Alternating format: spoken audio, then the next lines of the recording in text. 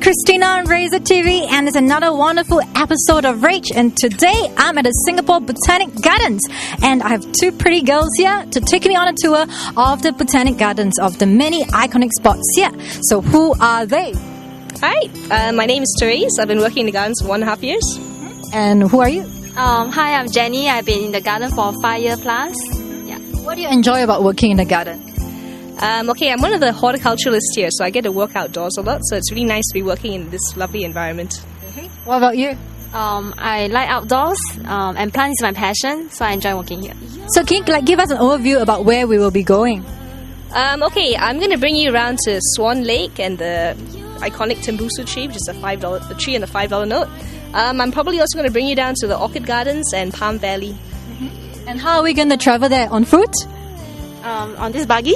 Okay. Yeah, it's called the Marathi. Yeah. And it's named, this Marathi is It's a tree, named after a tree. It's a Malay name for a tree. Yeah. You can see the word here, Marathi, on the windscreen, and I'm looking forward to hopping onto the vehicle. So without any further ado, let's hop onto the vehicle and start our tour now. To be honest, this is my first time traveling in the buggy, and it was a wonderful experience. We chatted happily in the buggy, and Therese and Jenny were happy to share about all the scenic spots that we passed by. Now, you may wonder what are some of the scenic spots in the Botanic Garden that have a place in almost everyone's heart. Well, Therese and Jenny gave us a little background to the favorite spots, as well as shared with us their memories of those places. Now we're at Swan Lake, and apparently it's a very, very old lake with lots of history. Is that so, Therese? Yes, this is one of the original parts of the garden. I think this lake's over 100 years old, and the thing is, if you look at old photographs of the garden from this angle, it's hardly changed at all. Like there's an island of nibong palm and the trees and stuff like that look very similar. So I must say that there must be many generations of swans have lived here. Well, swans and lovers walking around the lake, and yes, I think many people remember this place. What about your parents? Did they come here to date when, many years ago? Not my parents. So I know that Jenny has memories of the Swan Lake, though, that she'd like to share. I remember when I was very young. I think I was only in kindergarten or the most primary one.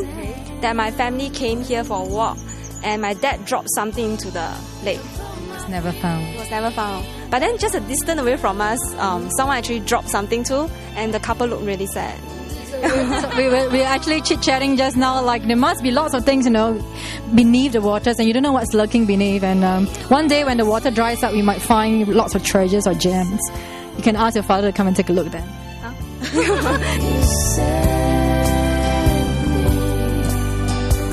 Okay, we're now at the National Orchid Garden. Apparently, this is one of the most visited locations here in Singapore Botanic Gardens. And why is this so? It opened its doors to the public in 1995, and basically it houses all our orchid hybrids and orchid species that we show to the public. And so it's a very beautiful place, full of beautiful orchids, and many tourists love it, which is why so many of the tour groups bring their Japanese tourists or wherever in the gardens. Yeah, because the Buzz Bay is also around here, right? Yeah. Around this area. So talking about tourists, I know Jenny was saying that when you go overseas, your overseas friends actually remember fondly of the National Orchid Garden. Isn't that so?